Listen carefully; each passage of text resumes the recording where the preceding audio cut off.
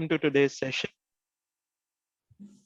and let me know if in case you have any issues or any technical difficulties in seeing my screen, or if anything is bothering you, I will just minimize it. So well, before we begin, I would like you all to actually go to menti.com and use the code which is coming in front of your screen. So you can either open a new tab in your browser in the laptop, or use your cell phone to open menti.com and use the code which is there on the screen. And once you do, just let me know so that I can open up the questions.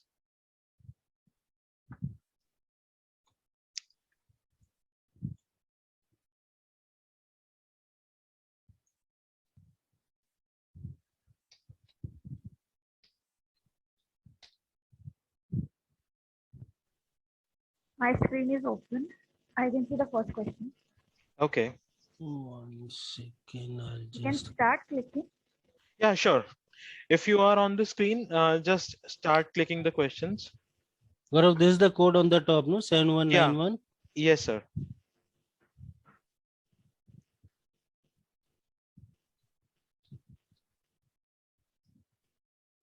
The first one is recruitment and selection. Gaurav, can you just repeat that code once again? It's 7191 2738. Okay. 2738. We need to submit whatever the topic is. Yes. And also it is showing that please wait for the presenter to show the next slide. As the slide Yeah. We will go towards the next question. So I'll give 2 minutes for everyone to actually do it. Can I add more than one option? No. Because mine is a generalist profile, it captures everything. So if it is so, then just select the one which is closest. Okay. Oh, we have somebody from non-HR field as well. Yeah, I am Gaurav. Yeah. Sales and business development. Gaurav, can you just tell me the code again? It's 7191 2738. 7.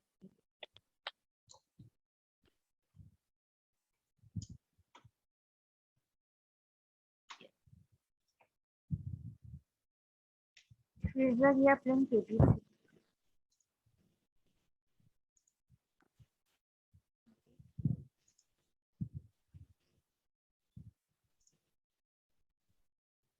So I think all would have done by now.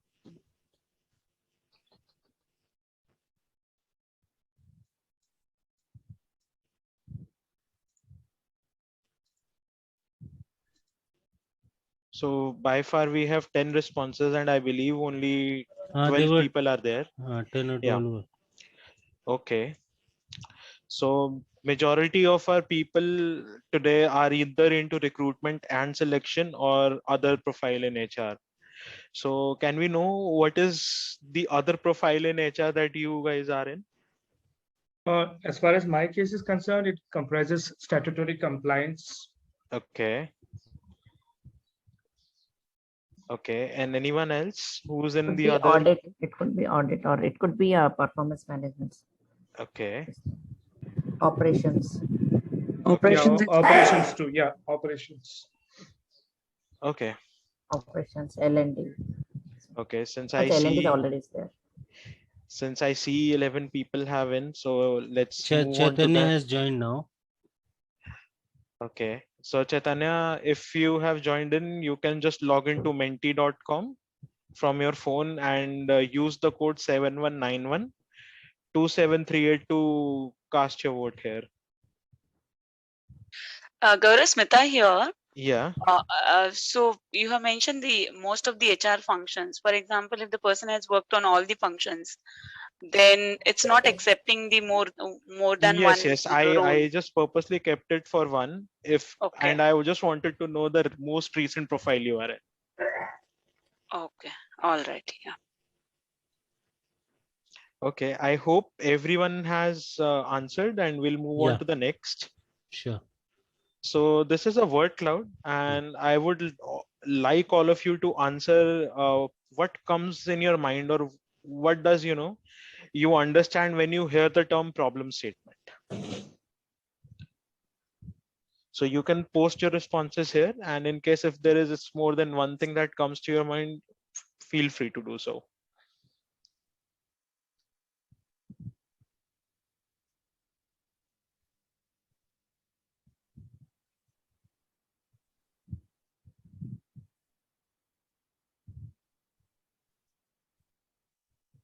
It has to be one word or? No, you can write a sentence as well. Okay, somebody has written a mindset, a roadblock, a challenge, challenges. Okay.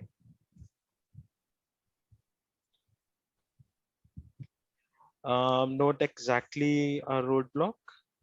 Mindset, yes. Bottleneck also. Something not working is not exactly the right thing. Opportunity, yes, it is. Different perspectives, I won't agree on that completely. Brainstorming, yes, it is a part. Key to opportunity, and then we have again challenges, blocked work. Interesting. Preconceived mindset. No, it's not about preconceived mindset also. Traditional approach, not exactly.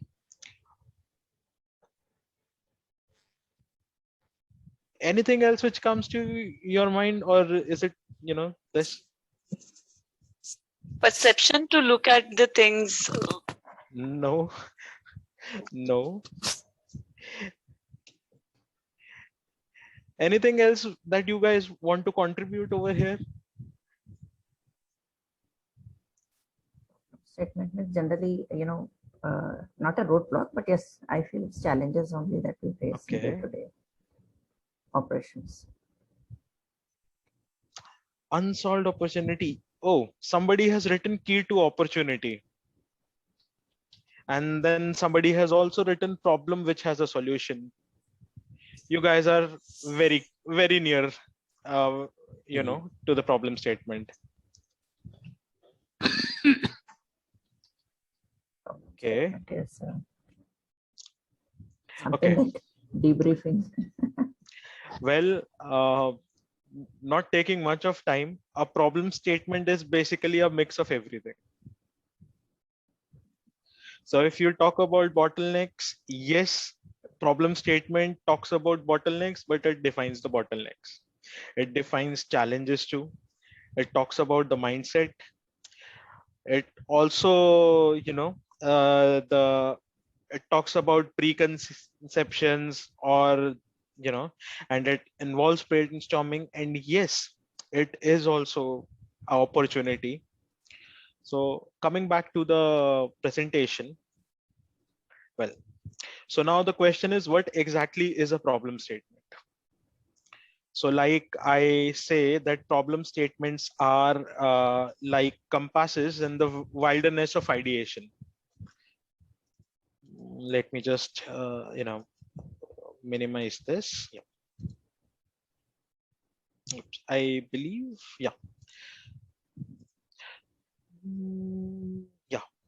So problem statements are like compasses in the wilderness of ideation. So let's say if a stakeholder or a requester is coming to you guys and saying that I have X problem or I want to do a Y thing. To achieve a X or a Y goal, there can be N number of ways. And if you are not defining it, let's say I will say I want to drink water. I want to drink water is a very general statement. It's very open-ended, but there is no quantity, no nothing involved. For you, it may be like, I want to drink 1 glass of water, but I think I wanted to drink 2 glasses of water. So in ideation, we can go anywhere.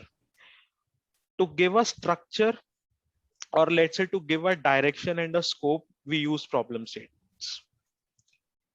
And yes, as far as the definition concerns, a problem statement is a concise description of an issue which is to be addressed or a condition which is to be improved upon. It basically identifies the gap between the current situation and the desired state. So let's say I am on level A and I want to reach level C. It identifies the gap that I need to travel from A to C. And the main purpose of a problem statement is to identify and explain the problem. And it is not just, like I said, that I am at level A and I want to travel to level C. It is not that, a problem statement is not that I want to travel from A to C. It also involves that how I will travel. What is in my hand? What are the resources that are available? And when we talk about analytics, or when we talk about data driven HR, or anything which has data involved, or anything, when we are driving it on basis of data, this is the most important thing, and this is the first step, which is so crucial that either it can make or break the entire project. And it also keeps the analysis and insights aligned to the end goal. So let's say while I was saying that I want to travel from A to C, it will help me, align to that, I have to travel to C. It will not be that, I am traveling from point A to point C, and then I see a beautiful spot. I stop there and I'll say, no, I'm not going anymore to C, and I'll stop here. And this is my point C. It will not happen. I have a clear goal, and it will keep me, or it will, help us in reaching that goal. And it is also important that, by the time, since we are talking that it involves everything, it doesn't mean that, it gives the solution to the problem. Rather, when we define it, what we do is we define the scope, we define the requirement that we have, and in turn, a domino effect, what happens to it is that it also helps in identifying the method or the most efficient path that we need to take to reach there. Now, the thing is that once we have understood what are the problem statements, how do we define them actually? So let's say in a real world scenario, or when we are in our offices and we are working on data, and somebody just comes up and say that, they want to do X thing, or they want Y data, or, X report. What happens is that we know how the data flows. We know how things would work, what we can do and what we cannot do. And when we talk in terms of data is actually mathematical. And whatever we get is very open-ended and very subjective. So when we are defining the problem statements, or when we are actually defining the problem, what we need to do is we need to understand the requester's ask and translate into achievable goals. And since we are the SMEs at that time, we need to understand, what the user is trying to convey, what the requester is trying to convey. We need to think from his perspective, and also convert it in the terms in which we need to achieve that, to solve that. It may happen that we may not be able to 100% fulfill the ask that the requester is asking for, but when we have the discussion, we can identify the ways in which we can achieve that and the level of what we can achieve. So this involves a lot of phases, not a lot, in fact 3 phases. So first phase is very simple, which is understanding the requester's goal and expectations. I think the screen will not be fully visible. Let me just reshare it again.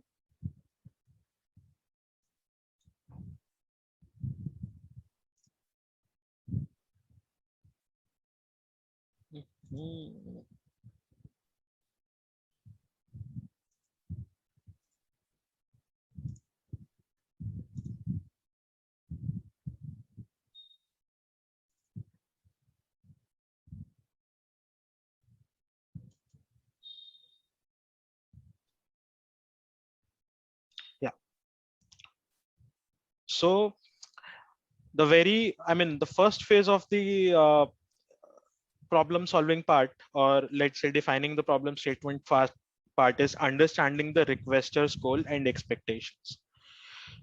So this is a very crucial phase because this is the phase where we are trying to understand what the actual request is.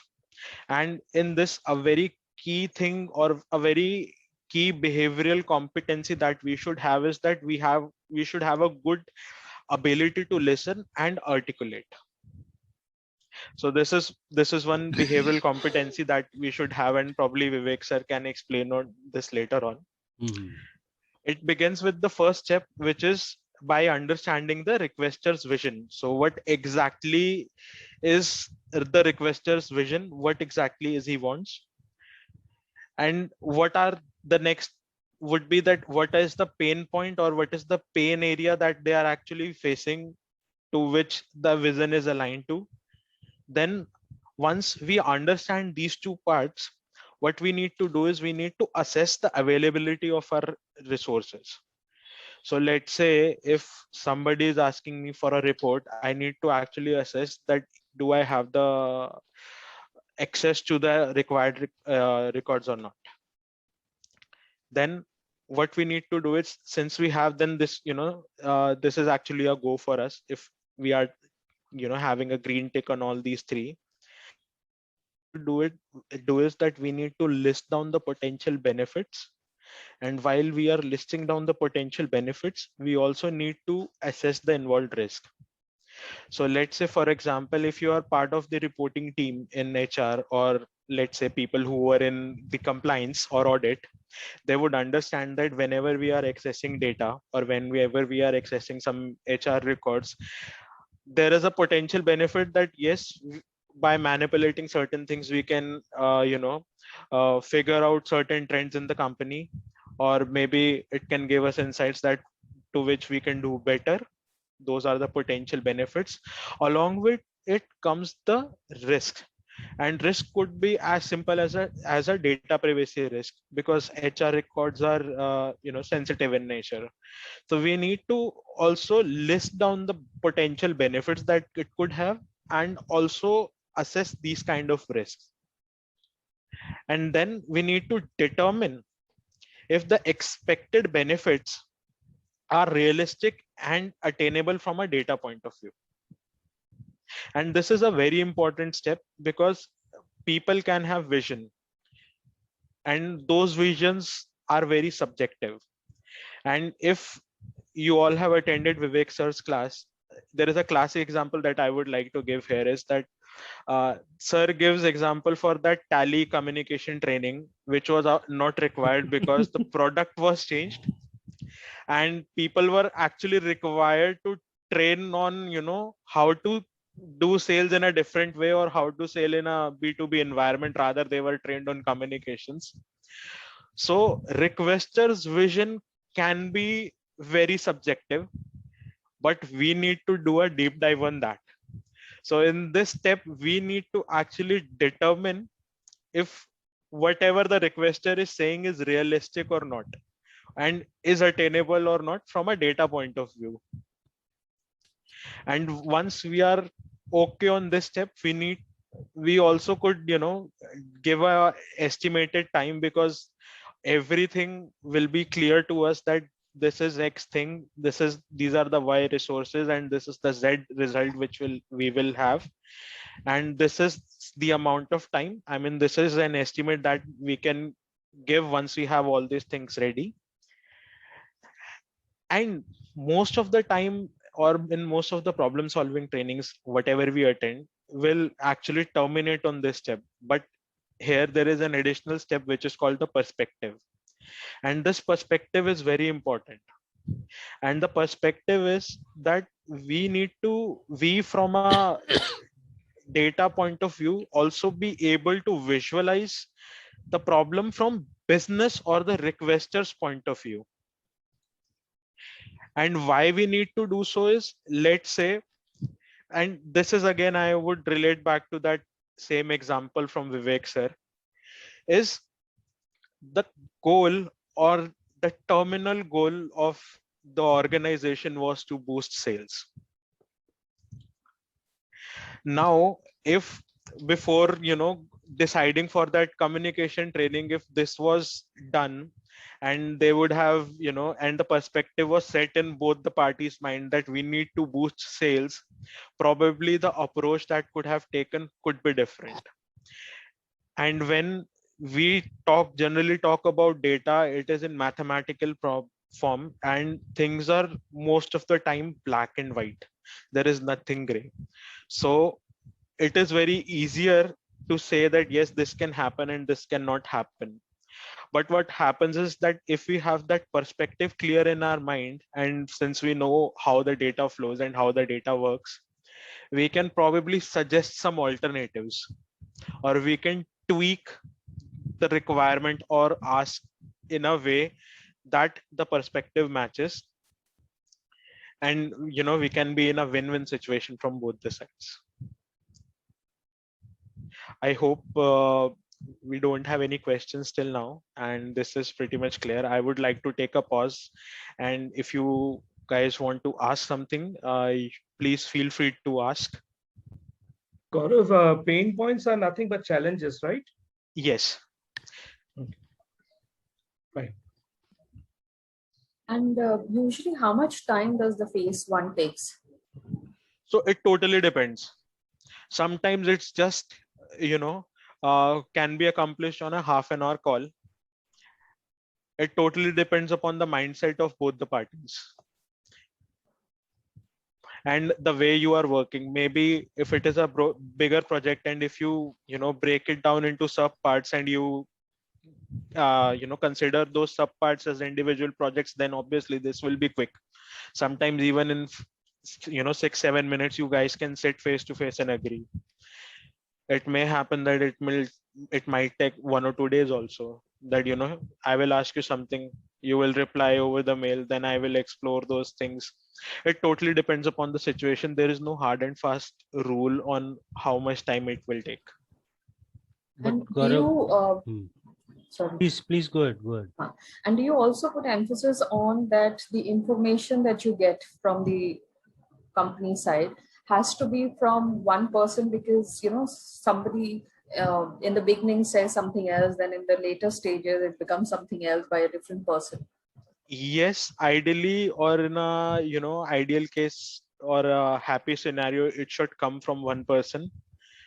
But even if it is coming from a team which has multiple people, the whole point should be that whatever is coming should be very clear and concise, and everybody should be on same page. It may not happen that first the requirement is given X, and then later on when you do the whole thing, they say no, we don't require this, the requirement is Y. Obviously, but then how do you ensure that you go back to the X factor that was told in the beginning? So whatever we are doing right now, we will document all this, and this is in the later part of the presentation, which I will come and explain how we actually frame it and define it. Thank you. Is it a group activity or a one-on-one? So it can be done in both the ways. It totally depends on the scenario, and it is very situational. If a project is small and individuals are involved, then it's one-on-one. If it is a collaboration between the teams, then this is a team activity. But the whole underlying concept remains the same in both the scenarios. And it is important to spend time here. Otherwise, the solution to a problem could be another problem. So it's like getting more detailed into it, understanding all the details, and what I feel, if there are multiple sources of information, sometimes it is also good. Otherwise, we end up with the biased sources, like what Gaurav said. You worked on something and later you realize, oh, this was not what we wanted. Right, Gaurav? Yes, sir. This is only like discussion, or some tools and techniques will be involved? So this is again, I would say that there Yes, is no yes. hard and fast technique on this. It totally depends upon the kind of situation that we are in and what exactly is the problem that we have got on the first hand, and accordingly we shape our questions.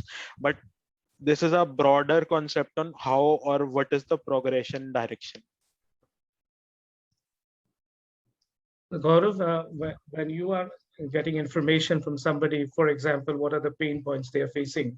So they might come up with, for example, 4 or 5 instances that these are the problems, which may appear to them as to be genuine problems, but if we dig deeper into it, they may not necessarily be those core problems. So how do Exactly. you basically dissect and bring in objectivity in their statements? Sure, that is a very nice ask. This is again involved in the second half of this. What happens, but what I can give you right now is that what happens is that whenever those pain points come in, we also try to understand perspective and vision of the requester. And once we are on the same page and we see the pain points, usually what we do is we do the 5W method: what, when, who, how, when, those kind of questions. And when you actually apply those 5Ws, you are able to dissect those problems. Okay. And once you dissect, it becomes more clear, and then you can make a more informed decision on it. Yeah, and maybe there might be scenarios where they think it is a particular problem, but they are basically demonstrations of some other problem. Yes, and that is when you go and say that, boss, the vision that you told me and the things that you told me do not match. If you say this and you ask for this, then both the things are contradicting. Where should we go? Okay, fine, thank you. I hope there are not more questions and we can proceed. Yeah, we can. Okay. So coming to phase 2, once the requirement or the ask is clear, the second and the most critical phase, or let's say the most interesting phase, is to convert the requester's ask into data goals.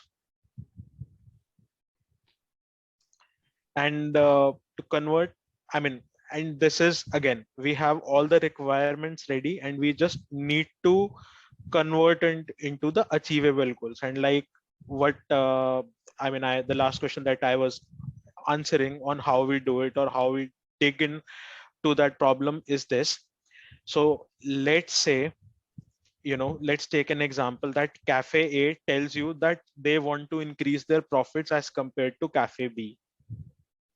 Now this is the only statement that you have got. And if we try to analyze this statement is very subjective and very open-ended. There is no quantification, nothing. But if we try to read between the lines, what we can understand is that cafe A wants to increase their profit margins and they want to increase their profitability as compared to cafe B.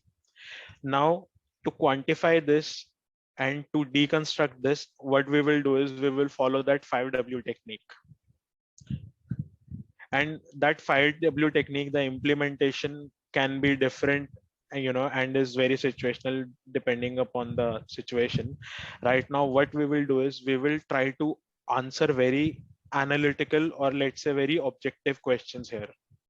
So what we'll do is the questions that I could think of was that I would ask, what is the product which is popular? What is the product which is least popular in the cafe, in both the cafes? How does the price of items at cafe A compare to that of their competitors at cafe B? How many customers do cafe A have as compared to cafe B, so that I can measure the footfall, etc. The things that I could think of. And once I ask all these questions, the key thing that I noticed, or that that you may notice, that cafe A sells less coffee than their competitor cafe B. So now the statement earlier was that cafe A wants to increase their profits as compared to cafe B. Now the statement has changed to that cafe A, cafe A sells less coffee than competitor cafe B. Now the statement is that how do we increase our profits, or you know changing to that to how do we sell more coffee? Because if I actually take you a bit back, take you a bit into mathematical terms, sales of the coffee is directly proportional, it's inversely proportional to the profitability. I hope you understand proportions. So if you sell more coffee, you have more profit. If you sell less coffee, you have less profit. So now the problem statement from increasing the profits has changed to how to sell more coffee. Now phase 3, framing the problem statement. And this is very necessarily, and this is the phase where we actually document whatever we discuss. And this, whatever we document here, is the part on which we work as reporting or as anybody in any department. That a problem statement is generally in a format that the problem P has the impact I, which affects B. So a good starting point be S, which means that a good problem statement is not just goal oriented, it is also measurable, and it has that impact factor in it, and it is very clear. So if I break this statement down, it is that when I say that problem P, and problem P is basically the problem, and for the, I mean, if we just take the cafe scenario from above, and put it in this format, it will become the problem of low coffee sales has the impact of decreased profits, which affects cafe A. So a good starting point would be to compare their coffee price with that of their competitors. So if you consider, if you compare the statement from the original one, it defines the problem clearly. It also defines the impact, and it also has a measure or has a goal. And what is the measure or the goal over here that this is effective is that if we sell more coffee, we will have more profits. Gaurav, can I ask you something? Yes. While you were reading out the problem statement at the bottom of this slide, now I got reminded of a hypothesis. So what we assume that this is the scenario, and then we test the hypothesis. So this seems to be more of a hypothesis to me than a problem statement, because at the end of the problem statement, I see an assumption that this is something to do with the pricing. So the sale of a particular product, that is just one factor, price. There can be so many other factors which is determining the increase or decrease of a particular product. So is this more of a hypothesis? No, this is not a hypothesis, but I took this as an example. Obviously, if we dig more deeper, there could be more things out. This is a problem. This is a statement or a point which I tried to define to give a start to the project or give a direction to the project.